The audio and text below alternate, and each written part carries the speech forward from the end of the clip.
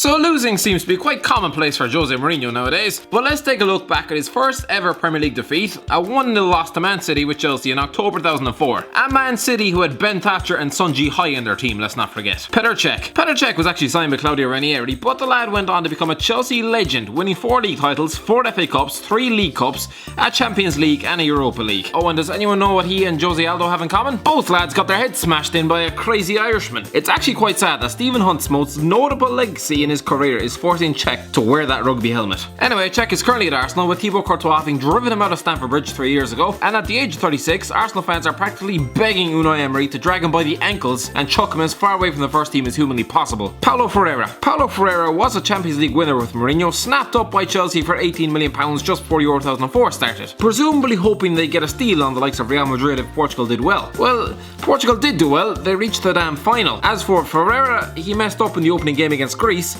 was instantly dropped for the rest of the tournament, and well, you couldn't blame Chelsea officials for hurriedly rummaging through their filing cabinet for the damn receipt. But no, Ferreira was a decent player for Chelsea, never really nailed down a first team place, but hey, he spent 9 years there before retiring in 2013. He's since worked for the club as an ambassador and assistant lone player technical coach. John Terry. Yeah, this was back in the days when a Man City-Chelsea duel was contested by John Terry and John Mackin. How the hell did Chelsea lose this game? Like, seriously. As we all know, Terry was one of the Premier League's greatest ever defenders, if not exactly husband of the year. The history books will tell you he's won everything in club football. His photo album will tell you he played every minute of the 2012 Champions League final. He didn't. At the age of 37, he's just after leaving Aston Villa and is currently linked with a move to Celtic. The amount of back and forth chants about slipping in the old firm will be off the charts. Ricardo Carvalho, the perfect foil for John Terry, the original David Luiz, except this fella could actually defend. He ended up winning 3 league titles at Stamford Bridge before following Mourinho to Real Madrid, then playing under Chelsea old boy Ranieri at Monaco, before retiring with chunks of cash in his pocket to Shanghai Shenhua last year. Oh, and he also somehow managed to win Euro 2016 at the age of about 105. It's not all good though. He was given a 7-month prison sentence for fraud last year, but then again, he's a millionaire footballer with about 16 of Portugal's best lawyers at his disposal.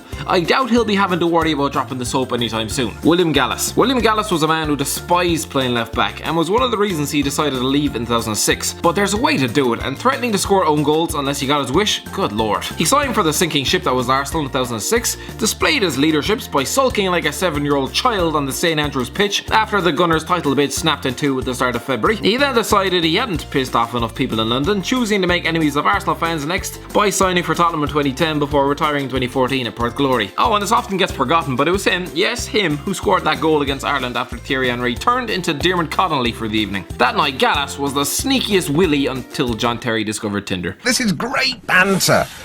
It really is. Thiago. So Thiago played this game. Right, now I'm beginning to see why they might have lost it. Then again, he was up against Paul Bosvelt and Antoine Sibierski in the middle of the park, so no, I can't. Thiago was an unspectacular Chelsea signing. He lasted 1 season before spells at Lyon and Juventus, before Diego Simeone got his hands on him in 2010 and turned him into some kind of midfield super god. He played 228 games for Athletics, helped them win La Liga, a Copa del Rey, a Europa League, and reached 2 Champions League finals. He's currently assistant manager of the club. Claude Makelele was the midfield anchor and arguably the best in the world at the time. Why Real Madrid ever let him go was absolute insanity in their endless pursuit of centre forwards. You actually need fellas to stop the ball going in your own net, lads. Johnny Woodgate could only do so much, especially when his hamstrings were made out of ready brick. Makelele played 217 games for the Blues and scored twice. His first was a last minute penalty with the league already won, and Jesus Christ, he did his best to miss it. The second was a 25-yard volley against Spurs. Jesus, make up your mind, lad, you're either terrible at shooting or you're not. He signed for PSG in 2008, this was back when they barely had enough change to afford a ham and cheese panini, before retiring in 2011. He became head coach at Bastia in 2014, was an assistant coach alongside Paul Clement at PSG, spent time as technical director at Monaco, again joined Clement as assistant at Swansea last year, and now manages Belgian side KAS Eupen, who I guarantee you have never heard of in your entire life. Frank Lampard, that West Ham fan who predicted Scotty Cannon would have a better career than him. Let's just say he should probably no longer be allowed to speak in public. Lampard has played 609 top-flight games, scoring 177 goals. He's won absolutely everything you can possibly win for Chelsea. He's even scored against them for Man City, although looking at his face you could have sworn he was attending a goddamn funeral. After a slow start in New York, he scored 12 goals in his final season there, bowing out of the game, did his coaching badges, and is now trying to cut his teeth in management with the nuthouse that is Derby County. Damien Duff, an absolute Irish hero. I mean, I might be a bit biased here, but he was.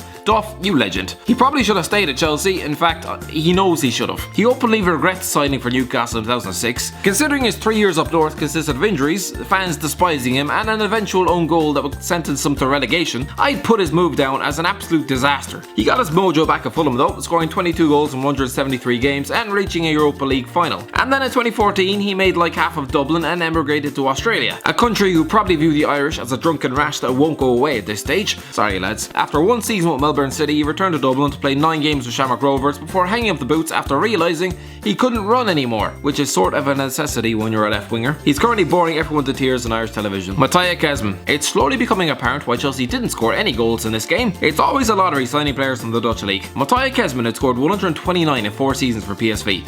He scored 7 in 41 for Chelsea. And it took him until December to score his first league goal, and even that was a pity penalty in a 4-0 win over Newcastle for God's sake. He was dumped on Atletico at the end of the season, flopped there, before getting spat out to Fenerbahce. Again, didn't really do much there. Then in 2008 PSG signed him.